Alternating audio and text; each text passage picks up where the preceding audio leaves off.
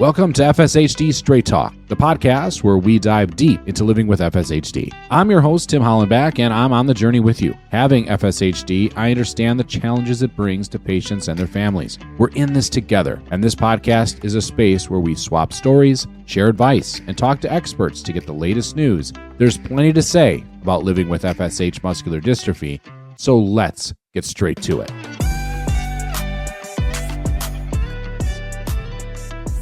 Welcome to another episode of FSHD Straight Talk. I'm your host, Tim Hollenback, and thanks for being here on another episode.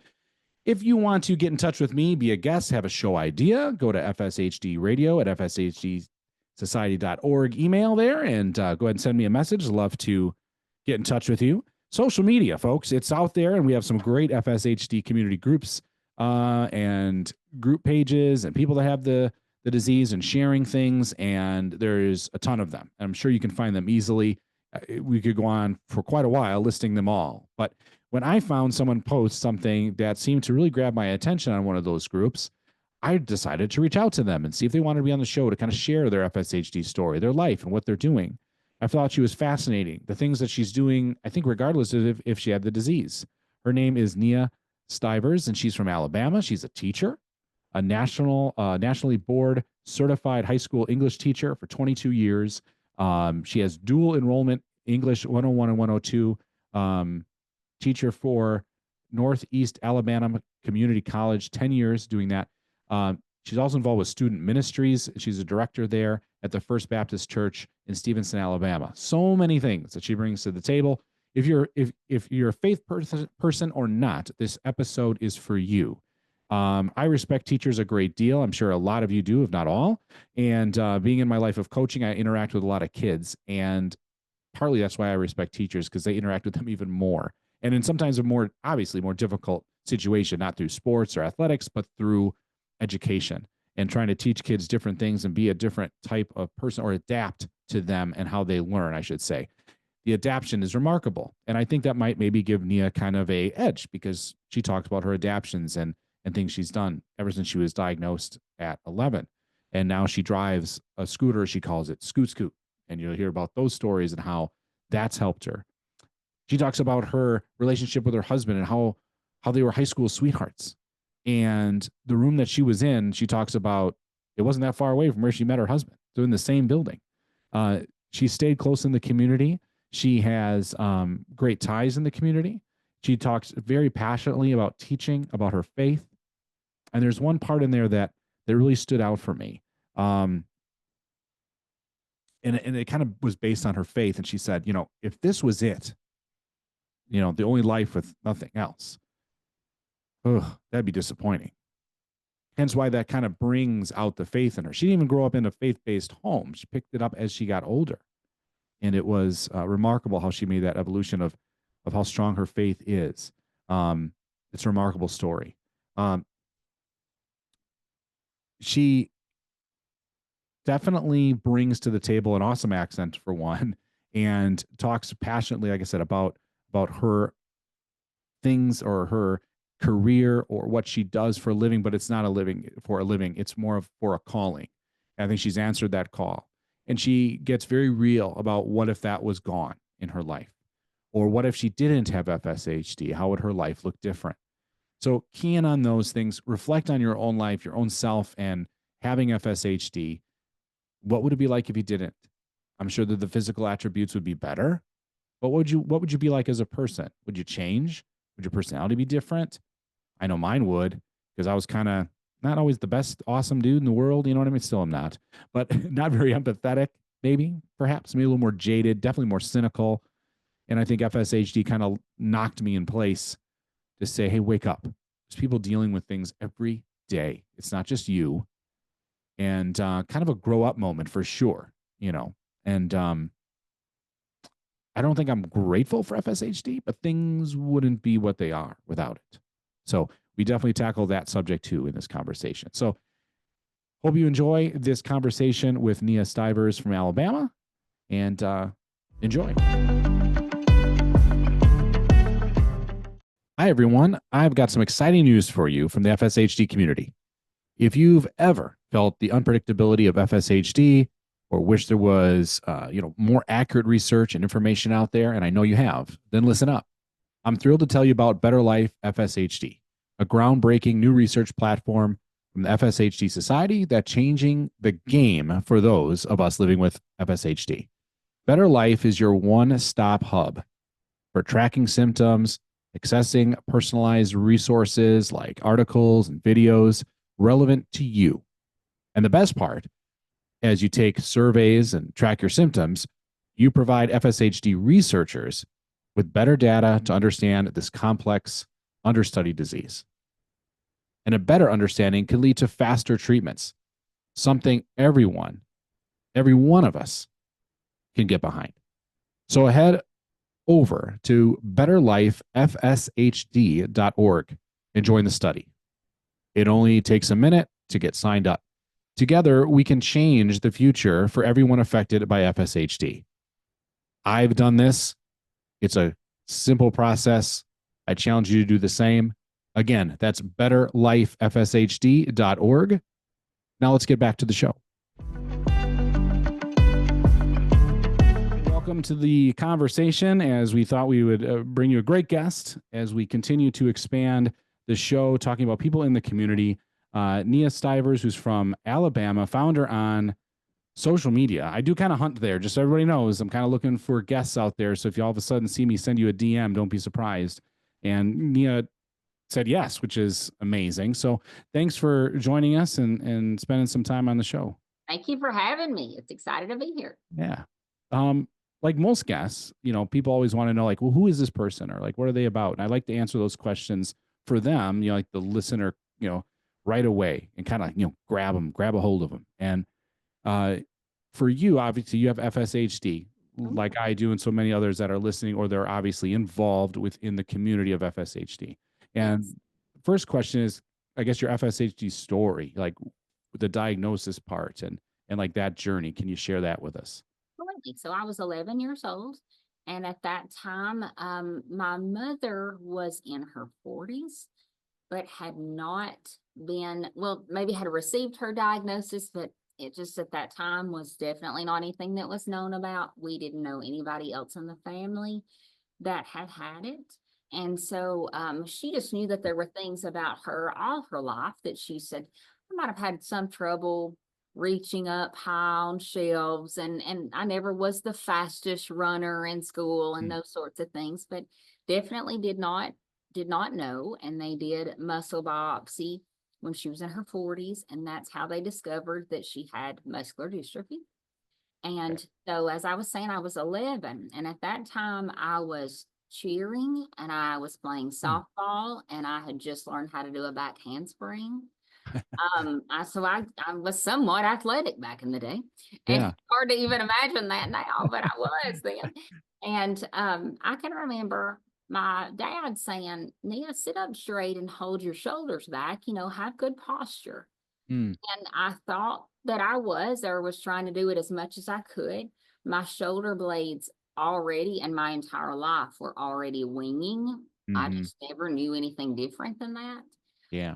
And so they took me to a neurologist in Chattanooga, Tennessee. He was not a specialist in muscular dystrophy. My mother did not have a specialist in muscular dystrophy. And I can remember sitting in that doctor's appointment and that doctor saying, he had me smile.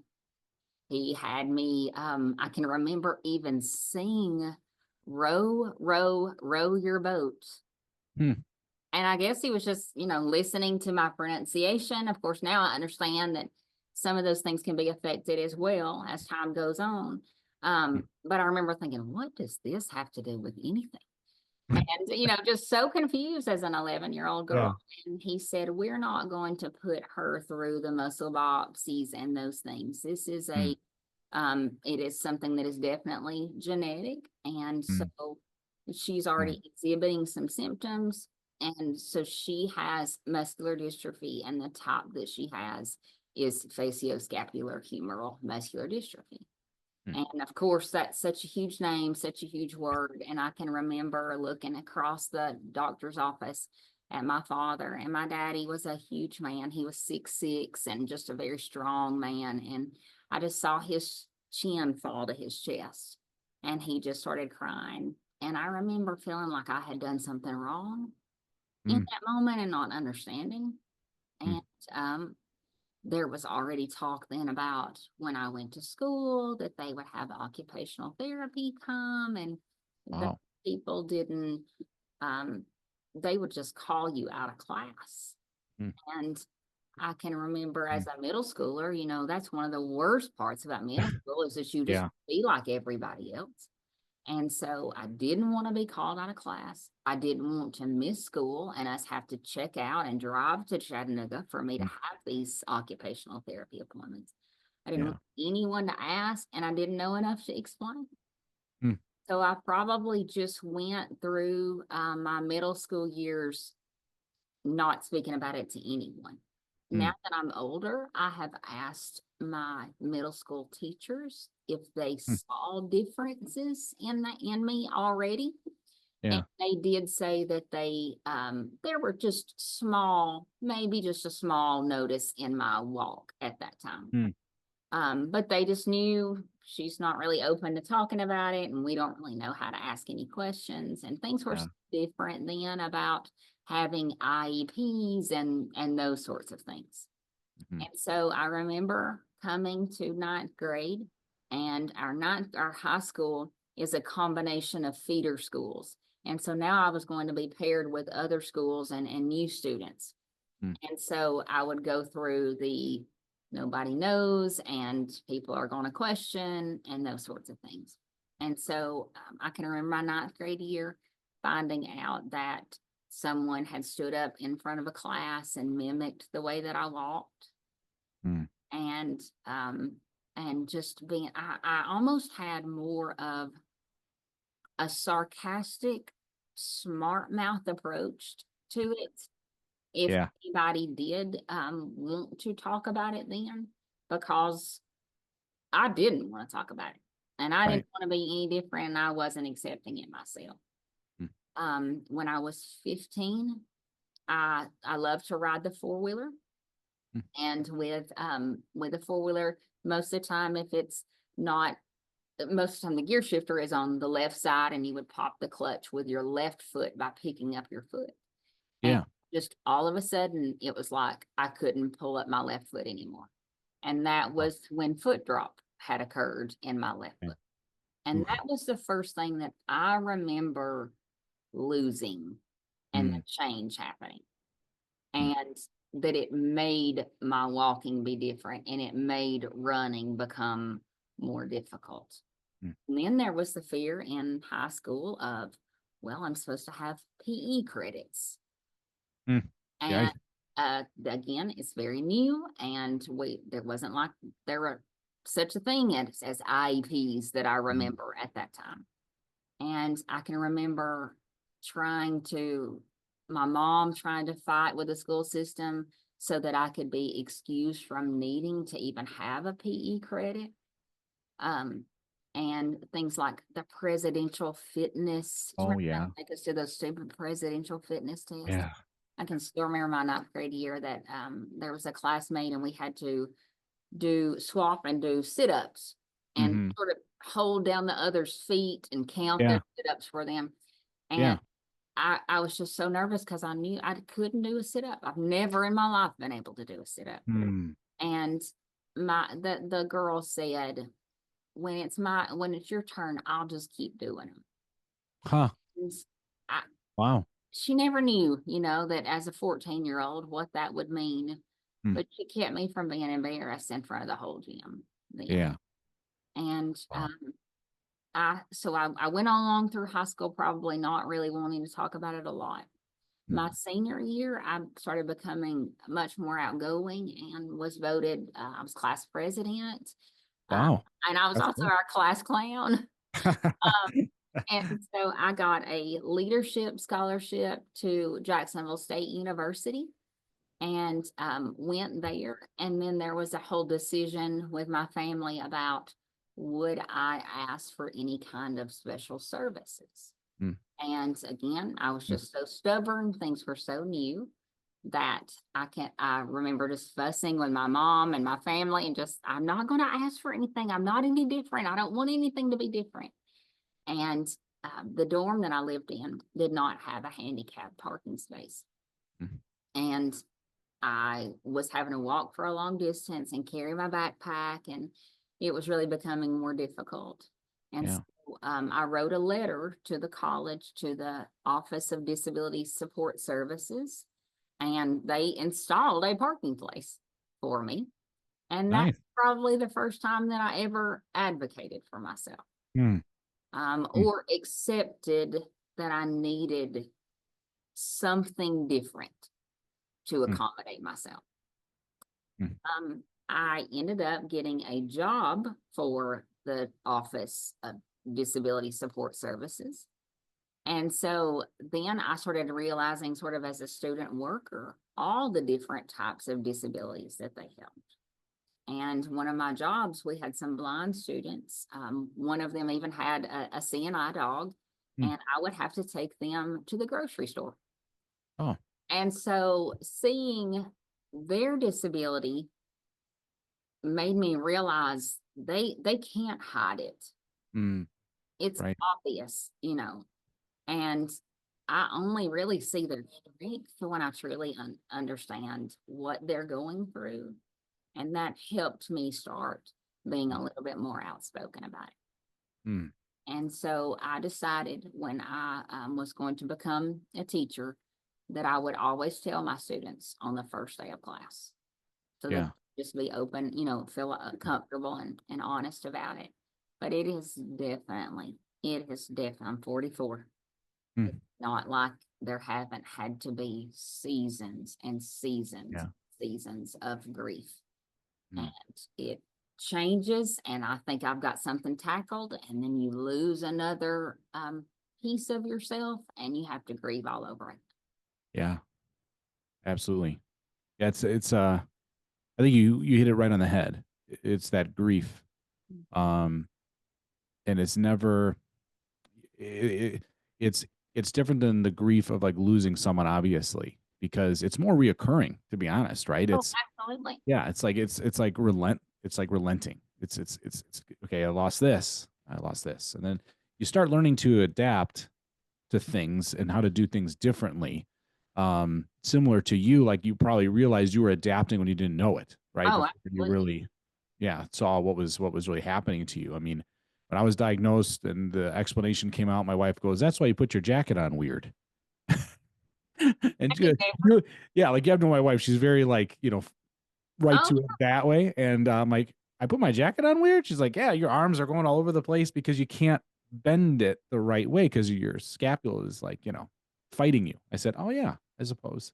Or like when I close a drawer, like a bottom dresser drawer, I yeah. can't shove it with my arm. It's not strong enough from my shoulder, where you would get the push. I have to take my knee, bump it into my elbow, closes the, and I would just do that by instinct. I thought everybody did that.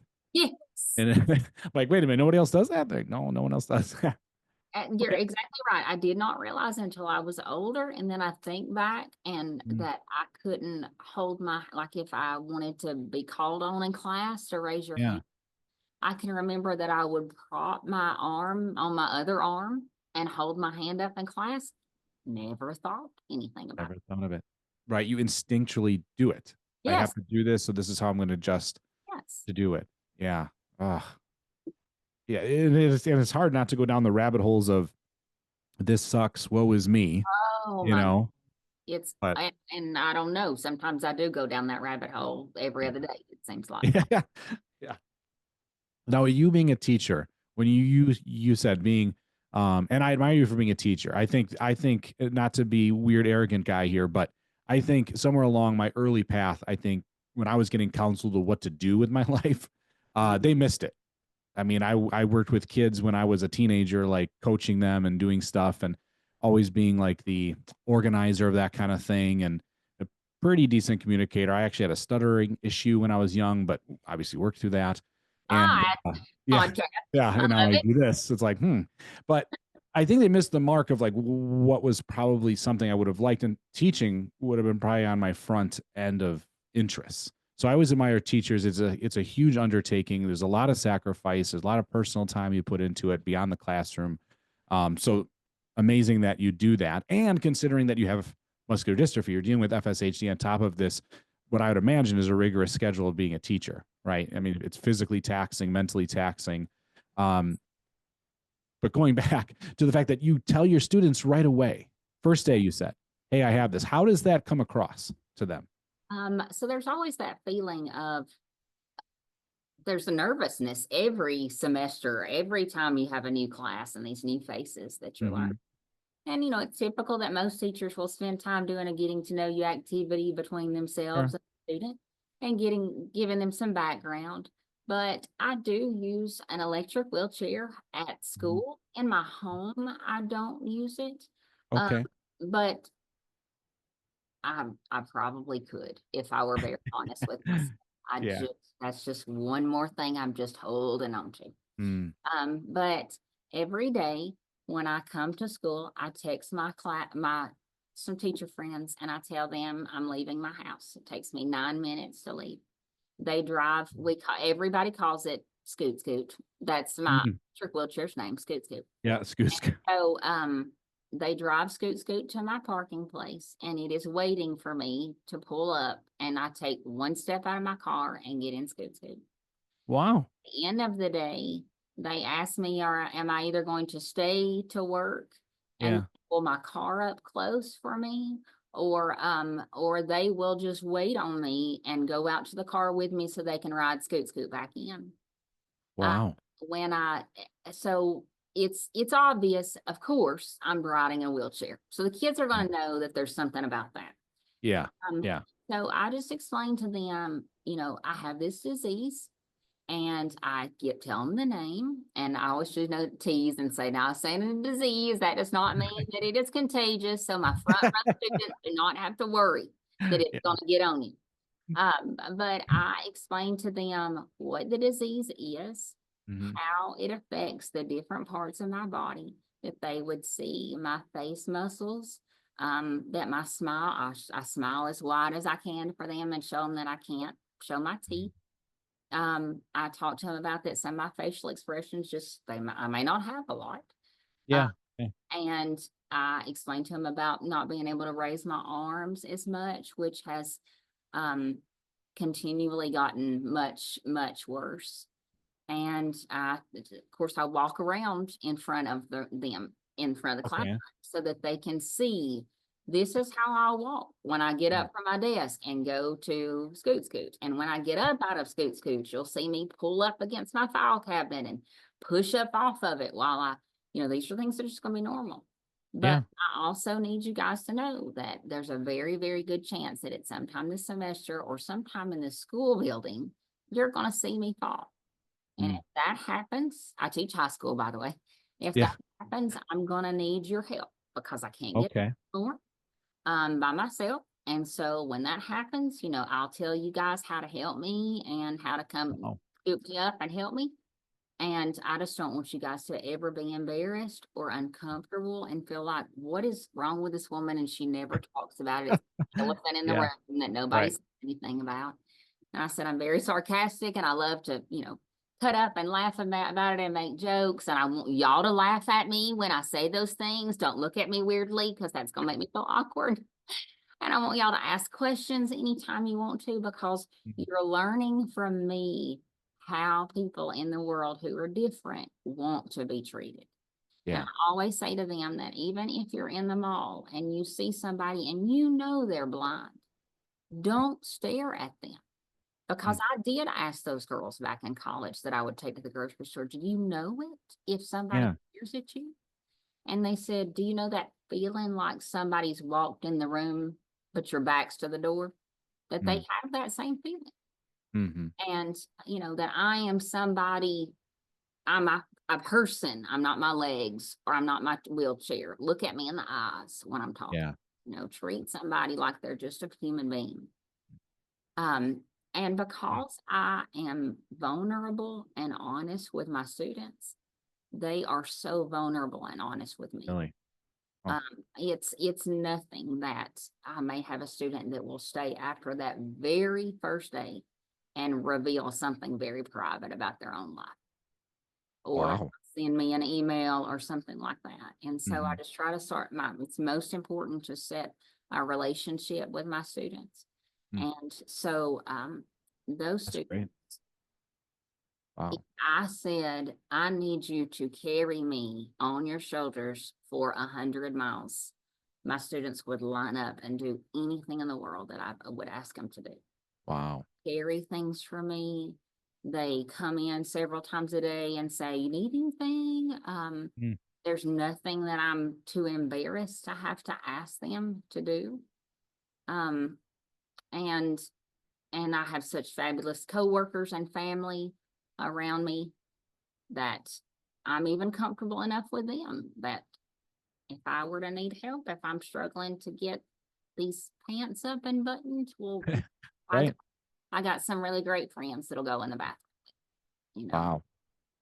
That's I love the idea. I think it's the idea of just the truth, It is. being honest, being vulnerable. Just the fact that FSHD is what you're being honest and vulnerable about, you know, is just happens to be the vessel. But the real lesson is just like you said. It's like this is how you treat people with disabilities. This is how you treat people that are different. Treat them like people. And that is Yes, tough, right? It is tough for everybody to kind of overcome and not only see what's wrong or what's different, just to yes, see the person, right? that's exactly right. Yeah. And so I know they're learning a lot about just how to treat other humans Mm, by being with me. mm, And I know how much we are unable to have any children of our own. We made that decision mhm, knowing that it was going to be the dominant gene, that it's genetic, that the mhm. doctor said that with every generation it could show up younger and younger. And for us at that time, we could make, so sorry, they didn't know I was still here. They turned Yeah. the lights out. But don't, they didn't really realize how, I'm so sorry. I just lost my train of thought. It was the lights, I can tell you. I'm It telling was you. the lights. The lights went off in the gym and it went off in my brain too. Um, but I That's don't, kind of like, well, yeah, go like you were saying, like the choice, which I kind of wrote down because I thought was interesting. The choice not to have kids because of that passing of the gene, sorry. right? Yes. Right. That's Mm. that's a tough choice Oh, it was to awful. make. It was awful. And it Wow. was that time of, well, also, so my husband, we live in a very small town, and actually the high school that I teach here now is the same high school that I graduated from. And so, Wow. That's yes, cool. my husband and I started dating as we were juniors here upstairs in the hallway right above me. Holy cow. That's Yes. awesome. And so, at that, as I said, that time, we had time to know that this was going to be a choice that we were going to have to make. And when I Mhm. realized, that it would be the dominant gene, and, that a lot of times that ladies that had muscular dystrophy, then they were it was much more difficult on them after Yeah, having the baby. I've heard the same. Yeah. And we just had to make that decision. And now I know, well, God knew all those things, Mm, and He was going to give me my students because mm, I never needed a baby. I could not have taken care of a baby, mm, but I teach and am with 16, 17, 18-year-old students who take care of everything physically for me. mhm. And we have taken in a young boy before Oh, who came wow. to live with Yeah. us. That was one of my students that had a really bad home life. Mhm. We have fostered 5 exchange students before. And so I teach I'm the student ministries director at our church. And so I teach the youth group there. I I'm just with teenagers and students all the time. And God was filling my life and those needs for children. Back when I thought we weren't going to have children and it wasn't going to happen the way that it was supposed Yeah. to happen, my heart and life is overwhelmed with children now. Mm. overwhelmed with it. Yeah. Yeah. You dove right in. I mean, yeah, fine. Okay, you don't have your own kids, but holy cow, like you're taking on everybody else's, right? Every day. So that's a lot. That's a lot of And different I don't have to feed personalities and them. people. I don't have to feed them. Yeah. Having two teenage boys, I understand what that means. Yeah. Oh my goodness, I can't They're imagine. like they're like eating machines. Yeah. It's Yes, just unbelievable. I cannot imagine. Yeah. But and I think that's also why I love the teachers that work so hard at their craft, taking in kids and like going the extra mile. I mean, what other profession is doing that? There's not too many. And it takes a special person to do that, to take that on and be willing to do it. That's just remarkable. Now you mentioned you mentioned a couple things there. Like my mind was firing some good directions to go to next. And one was definitely okay. So you coach high school, but you're in the same high school where you met your husband because you guys were high school sweethearts, right? And Hmm. then so obviously he knew what was going on with you at a very young age. Yes, so we were 16 when we started dating, and at that time, the only thing that I knew that I had lost was my left foot with a foot drop from Hmm. the four-wheeler not being able to pop the gear shift up. Yeah. Uh, there wasn't probably a lot of difference and change you probably could notice. I was definitely so much more active at that time. Mm, And I can remember we had been dating for 8 months, mm, and I still remember being in his truck and finally having the conversation and saying, okay, I need to talk about that I have muscular dystrophy. And mhm, um his first question was, will it impact how long you can live? mm, And we had that conversation that, of course, at 16-year-old and a finite mind, yeah, you, I remember saying, well, no, it's not supposed to shorten our lives. Um, right.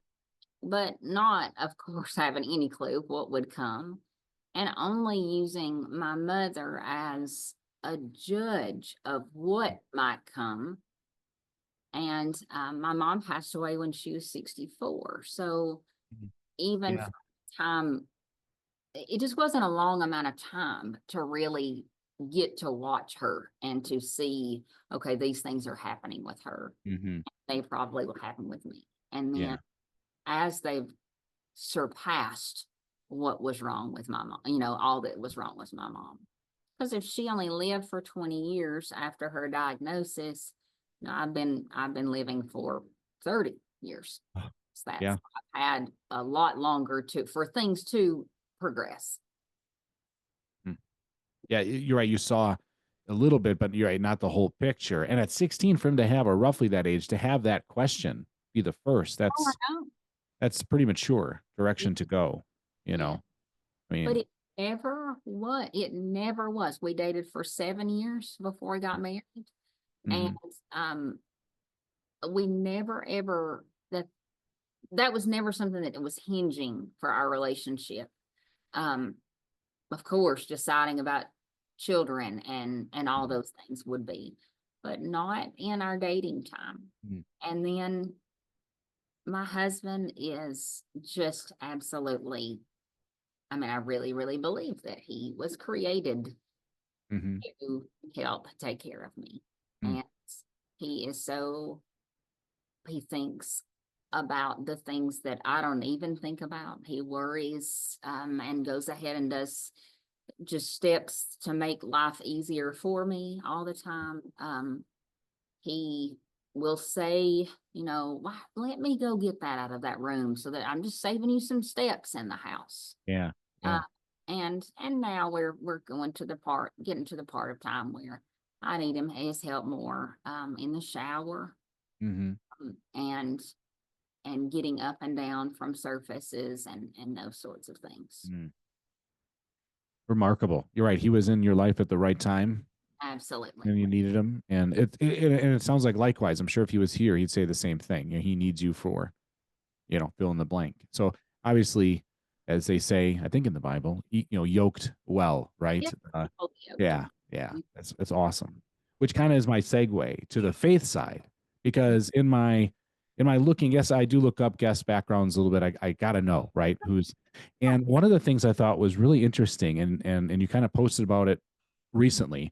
was the Strength to Stand student ministry that it looks like Oh, you were a part of. That looked fascinating. So maybe just give oh, us a little background of, your faith base and like what that means to you. And then, yeah, maybe a little about this event. It looked like a lot of fun, to be honest with you. oh, it is a lot of fun. So I did not grow up in a household that Mm. we didn't really go to church or anything growing up. And Okay. so it was not something that I sought out for myself until I went to college. Mm. And I really was just having a hard time adjusting because I had gotten to a point where in school that I had friends and had made more of a name for myself. And then I went away to college and I knew no one.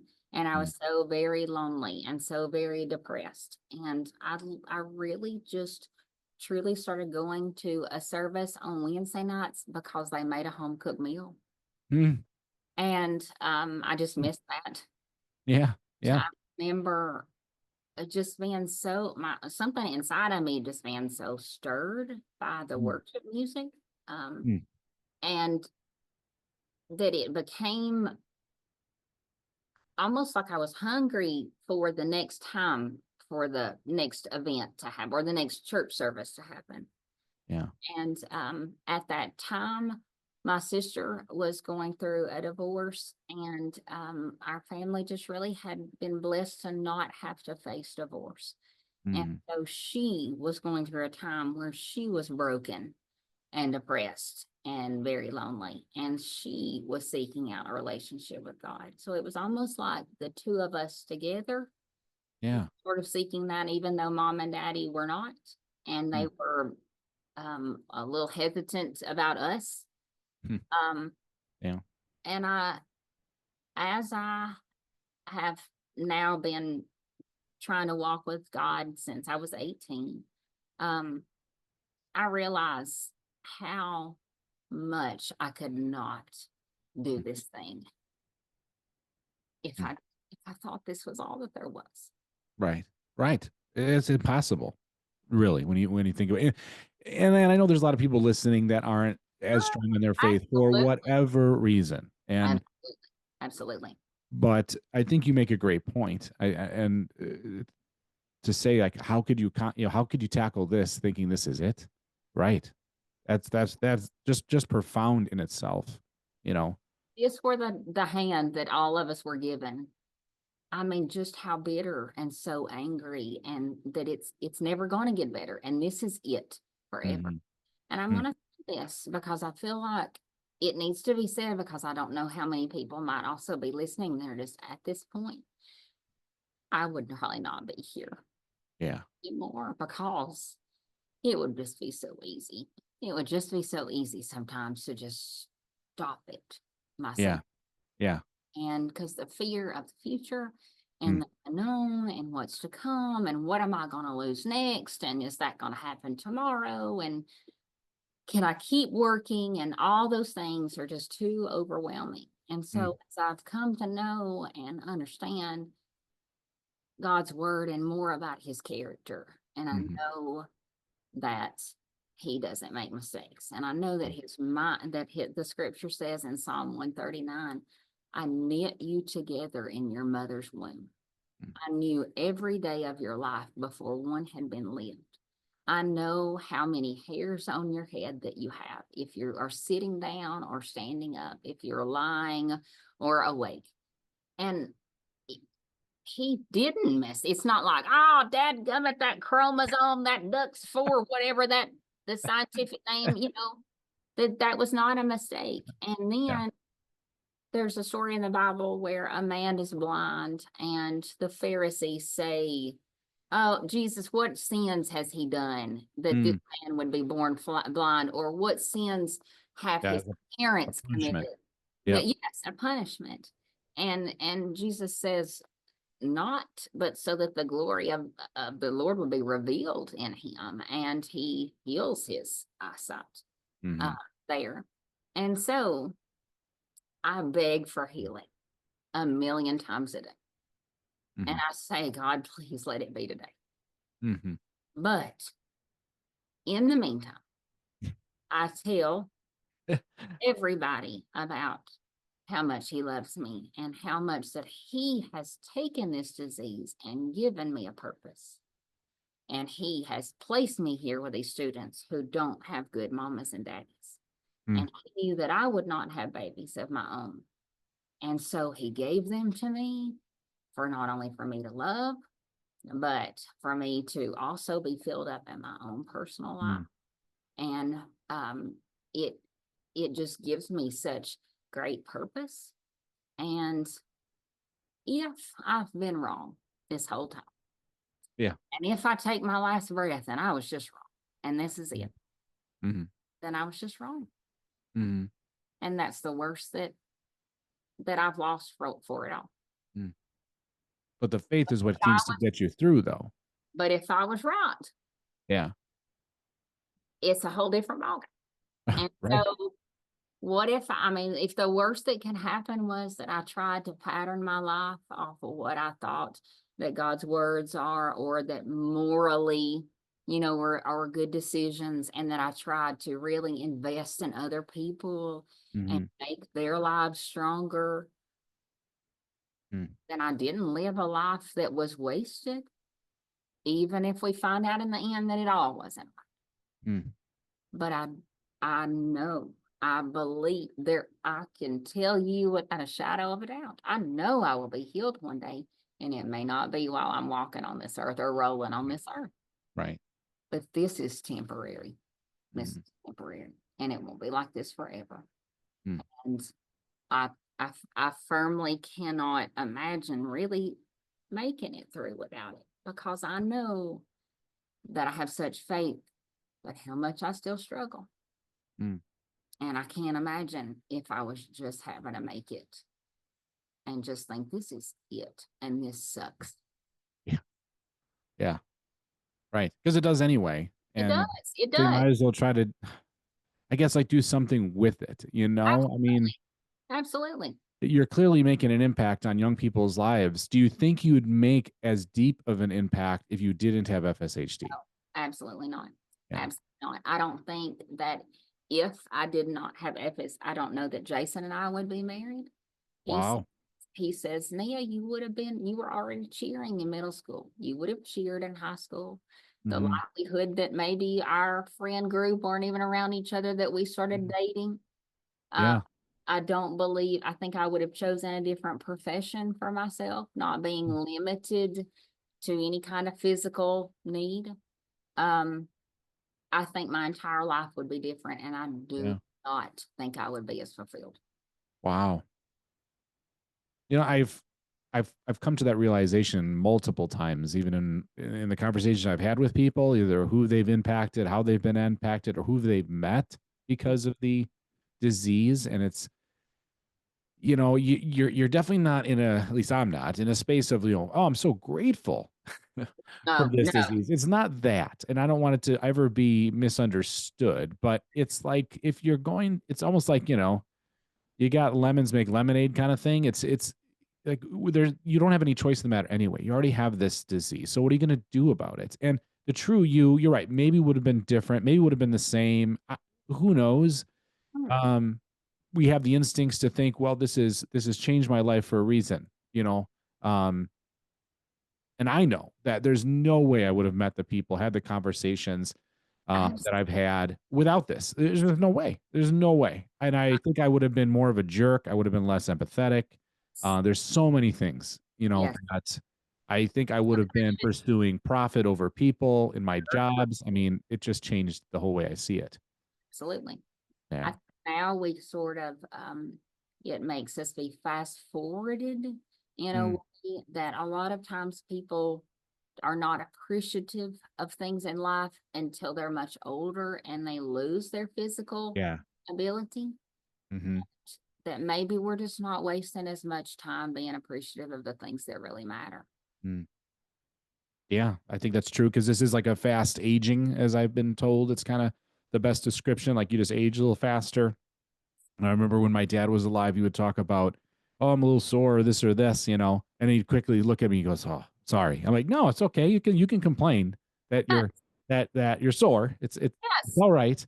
If you're hurting, you're hurting. Yeah, if you're hurting, you're hurting. But he would say, but I think you feel like I feel, and you're only 40 some years old, and I'm almost 80. I said, yeah. And that's kind of how it is, right? I mean, that's at least a good interpretation. I think we just age faster.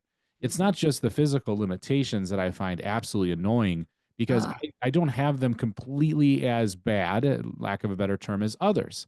mhm, And I see their adaptions, and it's remarkable. I have my own, of course. sure. But for me, what's the surprising side that I didn't really anticipate in the diagnosis process was how tired you get. Like, and it's not like a mental tired. It's like this washed over physical exhaustion, Call it hitting the wall. mixed with pain. Yeah. Yeah. It's like as soon as I crash for the day, I literally ask my family, is there anything you guys need from me? Because I got to do it now while I'm still in motion. Because as Yeah. soon as I stop, it's going to be hard to kind of get going again, you You're know? right. You're right. And I think I've trained them to know that. So they're like, hey, can we do this real quick? Oh yeah, yeah. And I think that's the communication helps, but it's like I'm just totally surprised, to be honest with you, that it is that seems to be the thing that has overtaken me more than the limitation part because you adapt, you figure it out, technology, workarounds, whatever. I can't work around the exhaustion part. I can't work around the muscle pain, No etc. more of yourself to give. Yeah, Mhm. right. Right. And that you realize you have these limitations, not just what you can do, but what energy you can do it with, you know. So one of the last questions I have, which I love asking this one to people because I think it can kind of make them think a little bit about, is it, what is more difficult to deal with the disease? Is it the physical side or the mental The mental, taxing? Mental. mental part. I Yeah. would not have, I think if you'd asked me maybe 2 years ago, Mm, I would not even have said that. But mm, 2 years ago, I started just having even more. I had both of my shoulders, the thoracic scapular fusion done in both of my okay. shoulders back when I was in my 20s. And then just all of a sudden, 2 years ago, started having more pain in my shoulder that just became more and more pronounced. And Mm, I had torn my labrum in my oof, shoulder and oh, made the decision to have surgery and mm, repair the labrum. And mm, everything was going great. We took it very, very slow in trying to heal before I'd ever go to physical therapy. And the physical therapist was extremely slow and very cautious as well. mm. And we were still in probably maybe a month or 6 weeks after surgery. And I was doing PT and we heard a pop Ooh, and I said, something feels different. It wasn't like pain in that moment, but it was just that sickening, like you just get sick to your stomach because you're thinking, oh yeah, oh my gosh, did something just happen? yeah. And he said, we've got to stop right now. I need to call your doctor. I Oh boy. don't need to do any more. Don't chance anything. And so we found out that it had torn again. Mm, And I'm telling you, that sent me into a spiral. yeah, And man, I'm talking even despite my faith. I mean, I got to scream sometimes. His yeah. shoulders are big enough. He gets it. He gets it. Mhm. I just need to say sometimes, this sucks. I hate this, God. I hate this. Stop. I hate this, and that's what I felt during that time. And Yeah. it caused, because I wasn't able to use that arm good, it made it so much weaker. Mm. And then that made me overuse my left arm. And I would say in the last couple of weeks, it's been popping a lot. Oh boy. And Yeah. so it just scares me. Um, Yeah. and so the mental part has been so, so, so dang hard. It's relentless. It's every time I turn over in the bed at night. Yeah. Um, it's waking up because there's pain. There's never a moment of my life that I don't feel pain anymore, and that's it's all except for when I'm asleep. Mm. And so that is just so it just gets you get tired of being tired Yeah. Yeah. and tired of being in pain. Yeah. So just that mental that I need to stay even upbeat or that I have other students that they need me, you Mm. know. and I can't wallow around in this. I got to get up, Yeah. go on. Yeah. But it is making me have to face decisions. I know I have 3 more years till retirement if I can hold out. Mm-hmm. But I did start having to try to ask, at least just ask questions to a lawyer about disability. Yeah. And that's my absolute worst fear, because I know when I'm not with these kids, Mm. how much harder I mentally struggle. Yeah. And so that thought of all the time, like, I'm going to have to stop working. And that's not what I chose for myself. And Yeah. what will I do? What if I don't have a purpose? Can I still work some, even if I'm drawing disability? All those things. All those things. It's really, really been hard in the last 2 years mentally. So I feel like I can say very certainly that I would tell you now the mental part of it. Mental. Mhm. Yeah, that is tough, because look, you've talked so much about your passion for teaching. You take that away. Oh, I It's don't, I like, feel like I don't even know well, what who are you gonna do? I might be. Yeah. No, that I've become that's such a part. It's not just my job. It is Mhm. who I am. I never can Yeah. separate it from myself. Yeah. Yeah. And so I feel like it would be almost an identity crisis too. Sure. Absolutely. And I think I would worry about that for a lot of people. Mhm. That some people, they have a job, is just a job. Some people Sure. have a career, it's a career. But then there's this other sliver of what people do, and it's more of a calling. Yes. It's something that's deeper than the tasks, Yeah. or the why goes to your soul of why you do it. It's not, the other stuff is just, it's extra, right? Mhm. You get paid to be a teacher or this or that. Yes. But Yes. there's something that calls you to do it. People rely on you to be that person. And so you pull that out of yourself. You're like, well, where did myself go? You Mm. know? Um, Because I yeah, don't identify yeah. now. I feel like I can't offer things as a wife as much. Mm, The homemaker, like, I can't help with the laundry anymore. I can't cook anymore.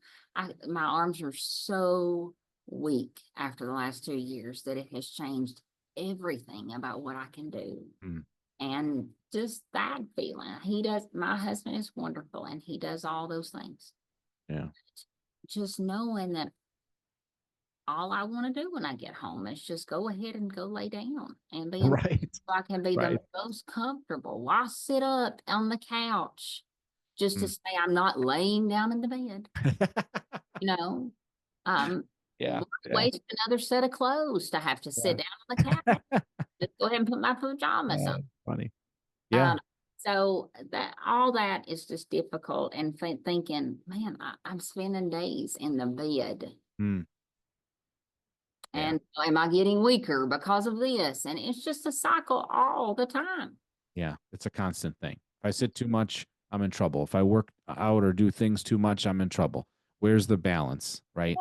Um, I get a kick out when people give excuses not to go to the gym, and I try to go.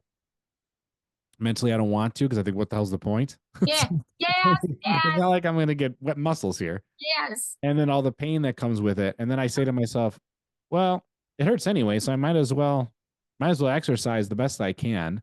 And of course, it's the public, like in front of people, that once I think me just walking around, I have a slight odd walk, as you were talking about, right? That kind of odd gait that people have with this. And I do have the drop foot with the left foot and all this stuff. But I think if I'm standing still, I think most people are like, he seems like a average looking dude, right? But when you start doing certain movements that challenge the FSHD, I always feel a little bit self-conscious, and then Yeah, I get this attitude edge to me, like, what are you looking at? Like, at least I'm here, right? At least I'm doing absolutely. something. And, Yes. but yeah, if when people ask, like, well, what do I do?